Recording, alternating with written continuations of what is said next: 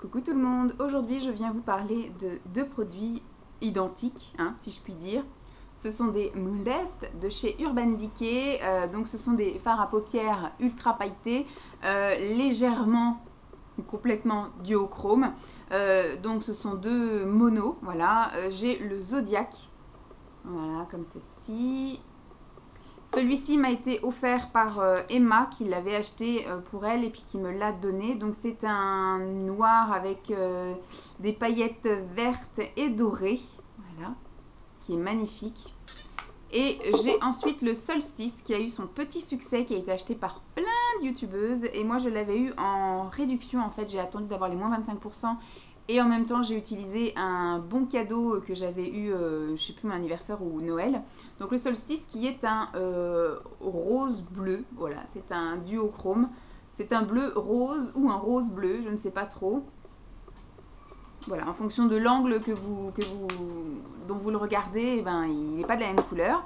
Donc j'ai voulu tester vraiment en profondeur ces deux fards-ci parce que c'est vrai que c'est des fards qui me font très envie. J'avais vu tous les autres, j'avais envie de tout prendre, sauf qu'au moment où je les ai regardés, la première fois que je les ai vus, les Moondust chez Sephora, ils étaient à 17,50 €. Quand j'ai commencé à parler de vouloir acheter ces choses-là, ils étaient passés à 18,50 €. J'ai été voir là chez Sephora, ils sont à 19,50 €. Donc je pense qu'il ne faut pas trop tarder. J'ai vu également qu'ils ont sorti une palette, enfin au moment où je vous parle, donc on est au mois d'août. Au moment où vous regardez la vidéo, nous sommes au mois de septembre, fin septembre. Donc du coup, je ne sais pas si, parce que j'ai encore un bon cadeau qui date de Noël de 30 €. Si les moins 25% tombent entre temps, il se peut que je craque sur la palette Moondust.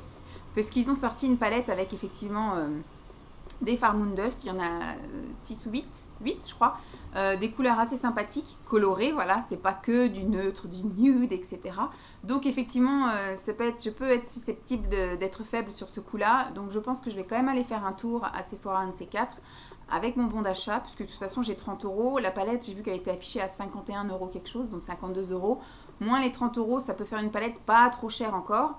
Mais s'il y a moins 25%, ça serait top aussi, moins 20, moins 25%. Mais il faudrait d'abord que j'aille la voir et que je la tripote. Voilà. Il faut que je mette mon doigt dedans pour savoir si vraiment c'est quelque chose qui peut me tenter ou pas. Mais vu que je suis couleur, je suis paillette, je suis irisée, voilà, je pense que c'est quelque chose qui va me plaire. Et je ne sais pas si c'est une édition limitée ou pas, donc il ne faut pas non plus que j'attende 15 ans.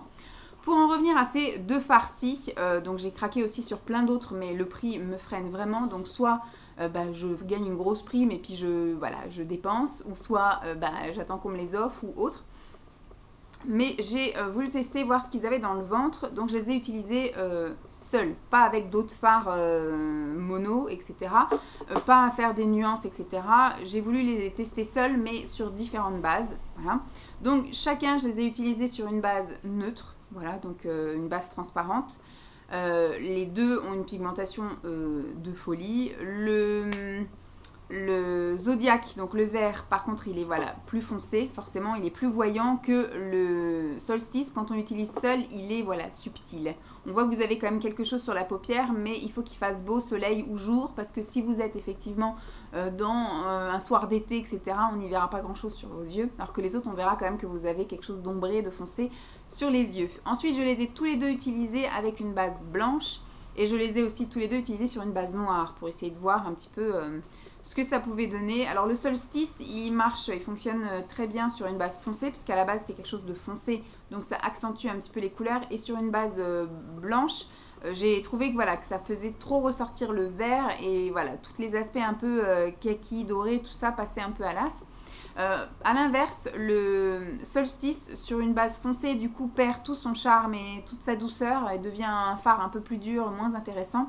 Alors que sur un fard effectivement blanc, là il y a vraiment tous les reflets, aussi bien le rosé que le bleuté ressortent vraiment très bien.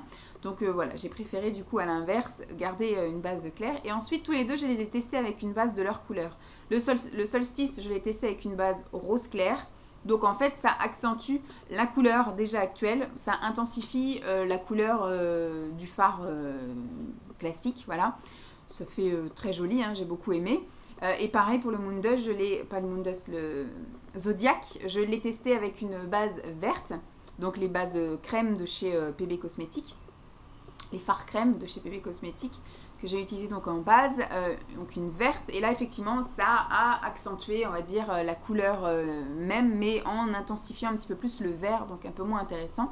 Je pense que le Zodiac il est très bien avec une base foncée ou une base neutre, voilà. Je les ai pas testés avec d'autres fards, je les ai mariés tous les deux entre eux, voilà, ça m'a fait un petit maquillage assez sympathique puisque du coup le rose clair au milieu et le vert foncé en extérieur, donc ça a fait un petit mariage assez sympathique. Par contre, effectivement, il faudrait que je teste en mettant par exemple du blanc ou du crème en interne et du noir ou du marron foncé en externe. Et effectivement, cela en cœur de paupière pour vraiment faire un maquillage un peu plus sophistiqué. Mais là, j'ai voulu voir effectivement l'application. Moi, je les ai appliqués au doigt, je crois. Non, au pinceau. J'ai essayé au doigt, mais vraiment il faut tapoter, etc. Après, du coup, pour atténuer, c'était un peu compliqué. J'ai tenté au doigt, mais au final, je suis revenue au pinceau. Pinceau, je pense que c'est du synthétique, hein, parce que je les achète chez Babou ou sur Amazon, enfin, etc. Donc des fards pas très chers, donc je pense que c'est du synthétique.